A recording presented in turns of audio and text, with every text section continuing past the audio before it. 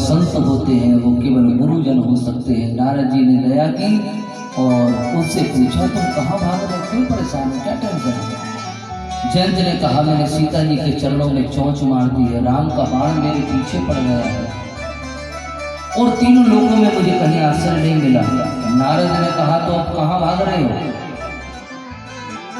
अब जिनका बाण है उनके शरण में जाओ, तुम्हें क्षमा मिल जाएगी। जिनका हमने अपराध किया है उन्हीं से हम माफी मांगेंगे तो माफ कर देंगे। प्रेम से बोले जय श्री राम। नारद ने अपराध भी सीता का किया और सीता से ही नारद ये जयंत दूर भाग रहे हैं। भक्ति का अपराध करने के बाद फिर भक्ति से क्षमा मांगनी चाहिए। संसार क्षमा कर सकता नहीं है। जिसका हमने अपराध कर दिया है वही हमें क्षमा कर सकते हैं। नारद जी ने जाकर के समझाया, जयंत ने राम जी के चरणों में प्रार्थना करी है और नारद जी ने की बात को मान करके भगवान ने एक आंख करके छोड़ दिया है। आगे चल के कथा ऐसी है कि महाराज अनुसुईया के आश्रम में सीता जी गई है। अनुसुईया ने अपने वस्त्र सीता जी को उड़ा दिए। बोलो गोविंद भगवान। जो कभी गंदे नहीं होते थे, किसी काल में दूषित नहीं होते थे, पावन रहते थे और जिन वस्त्रों को पहन करके सीता जी राम के चरणों का स्मरण करती थी। पतिव्रता होने का धर्म बताया है, पतिव्रता होने का नियम बताया है। ये बताया है कि पत्नी को कभी, स्त्री को कभी गुरु नहीं बनाने चाहिए। स्त्री के गुरु है पति।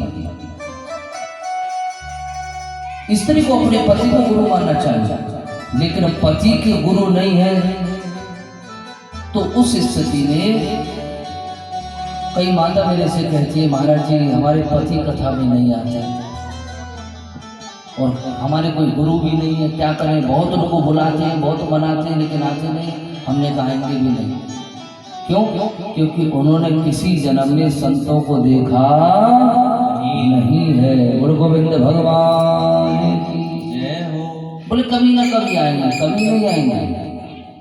आप भजन करेंगे तो आपके भजन के अणु परमाणु को देख करके आपके स्वामी का मन बदलेगा, तब आएंगे। प्रेम से बोलो जय श्री राम। जय श्री राम। परिवार में कोई एक भजन करे तो सबका मन भजन में लगने लगता है।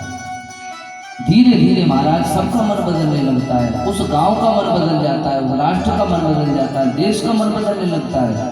इसलिए स्त्री के गुरु पति हैं, लेकिन पति को गुरु बनाने बहुत ज्यादा आवश्यक है।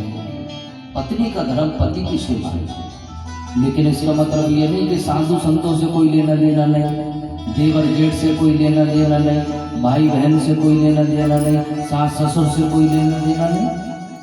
वो ये फूल होता है, वो फूल एक जगह चढ़ेगा,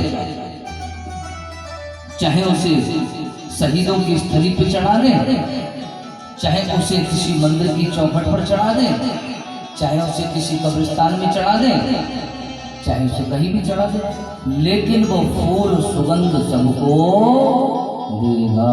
आप फूल की सुगंध को नहीं रोक सकते, उसका समर्पण तो एक जगह होगा।